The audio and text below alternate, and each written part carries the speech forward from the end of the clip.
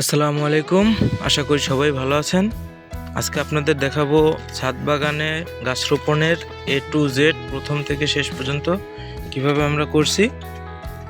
এই যে প্রথমেই এরকম একটা ভালো বালতি বা পট, মাটির টব যে কোনো কিছু নিয়ে আপনারা তার নিচে অবশ্যই ছিদ্র করে দিবেন যাতে পানি আটকে না যায়। যদি পানি জমে পটের ভিতরে তাহলে কিন্তু গাছের শিকড় পচে যাবে, গাছের বৃদ্ধি কম হবে।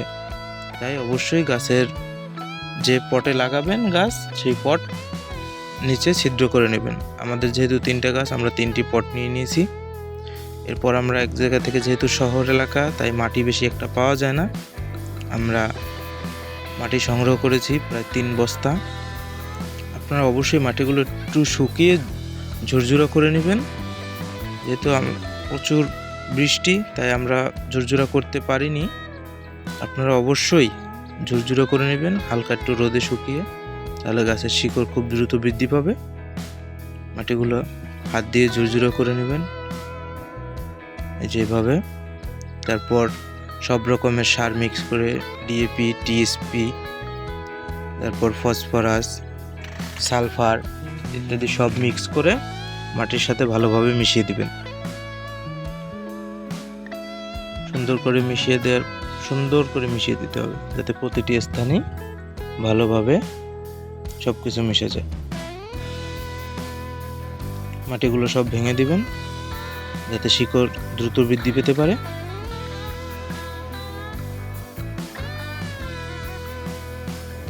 ভালোভাবে মিক্স করে আপনারা, এই যে আমরা এখন বালতি নিয়ে নিয়েছি। এই যে আমাদের গাছ ছাদ বাগানের জন্য, এটা হলো আম্রপালি গাছ, সুন্দর। পরে আমরা প্রুনিং করে দিব আরো, এই যে দেখা যাচ্ছে। প্রুনিং করার পর গাছ আরো মোটা, আরো সুন্দর হবে। ছিদ্র দুইটাতে আপনারা 2টা ইটের টুকরা বা টাইলস যে কোনো কিছু দিয়ে দিতে পারেন যাতে মাটি বের না হয়ে যায়, শুধু পানি বের হয় আর পানির লাইনটাও যেন ক্লিয়ার থাকে। এইভাবে দিয়ে নেবেন। এরপর আস্তে আস্তে মাটিগুলো দিয়ে দিবেন যাতে ছিদ্রের উপর থেকে ইট 2টা সরে না যায়। এরপর দিয়ে আস্তে আস্তে সম্পূর্ণ বালতিটি ভরে দিবেন। এর মধ্যে আপনারা চাইলে কম্পোস্ট, জৈব সার ইত্যাদি অ্যাড করতে পারেন। আমরাও করব, আমাদের বাসাবাড়ির যে রান্নার ওয়েস্ট থাকে তাই আমরা দিব। পরতে পরতে দেওয়ার চেষ্টা করবেন।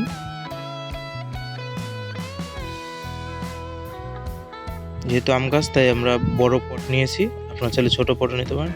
এই যে আমাদের রান্নাঘরের যে পচা জিনিস, তরকারি ফেলনা জিনিস, এগুলো আমরা দিয়ে দিয়েছি। এর উপরে আবার মাটি দিয়ে দিব। এটা একটা জৈব সার হিসেবে কাজ করবে। এরপর আপনারা অবশ্যই সুন্দরভাবে সবকিছু মিক্স করে দিবেন আর মাটিগুলো শুকিয়ে নেওয়ার চেষ্টা করবেন। মাটি যত শুকিয়ে যাবে তারপর পানি দেওয়ার চেষ্টা করবেন, ভিজা না লাগানোই ভালো। দেখুন সুন্দরভাবে মাটিগুলো করে দিবেন।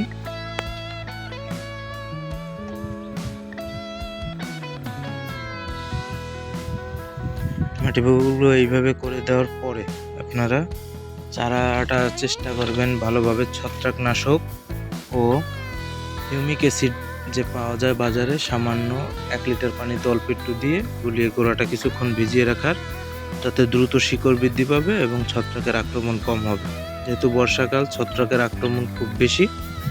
এই যে গাছ নিলাম, গাছ নিয়ে গোড়ার পলিটা ভালোভাবে ছাড়িয়ে নেবেন, গোড়ায় যাতে পলি না থাকে, অবশ্যই সেদিকে খেয়াল রাখবেন। যে আমি গাছটি লাগাচ্ছি আর আমার কাকা আমাকে হেল্প করতে ভিডিও বানাতে, যেহেতু আমরা নতুন, আশা করি সবাই সাপোর্ট করবেন।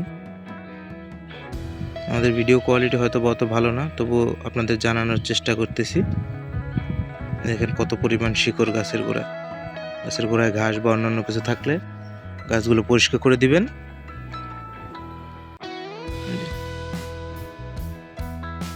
চেষ্টা করবেন এমনভাবে লাগানোর যাতে পটের ভিতরে পানি না জমে। একটু উপরে লাগানোর চেষ্টা করবেন যাতে নিচের দিকে শিকড় দিতে পারে। যে গোড়াটা আমরা একটু উঁচু করে দিচ্ছি, বাস। হ্যাঁ, এইভাবে সুন্দর করে বসিয়ে দিবেন। এরপর চারদিকে মাটি দিয়ে সুন্দরভাবে ঢেকে দিবেন। আপনাদেরকে একটাই দেখাচ্ছি, আমরা আরো 3-4টি গাছ আমাদের ছাদে লাগিয়েছি। ছাদে মাশাআল্লাহ কিছুদিন পর আপনার আপডেট ভিডিও দিব গাছের কি অবস্থা।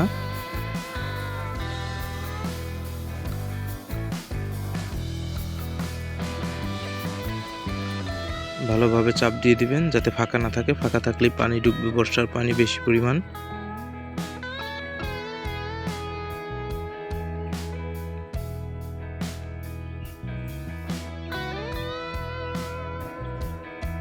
যারা শৌখিন তারা তো অবশ্যই ছাদে গাছ রোপণ করেন।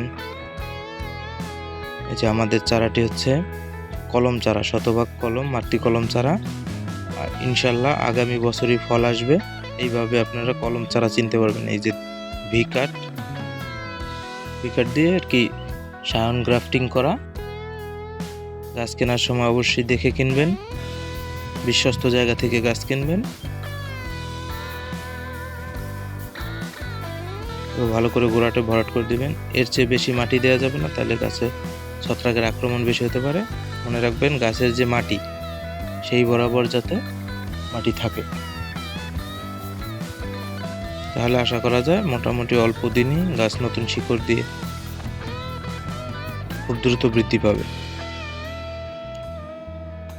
যদি ভিডিওটি আপনাদের ভালো লাগে অবশ্যই লাইক এবং সাবস্ক্রাইব করবেন। আরও আমাদের অন্যান্য ভিডিও আছে, কৃষি বিষয়ক সকল ভিডিও। যদি দেখতে মন চায় অবশ্যই আপনারা চ্যানেলে গিয়ে বাকি ভিডিওগুলো দেখবেন। এই যে আমাদের গাছটি লাগানো হয়ে গেল, কিছুদিন পর আমরা ছাদে উঠাবো। এই যে আমরা প্রায় 3টি গাছ রোপণ করেছি। একটা আছে গোল্ডেন ইট পেয়ারা,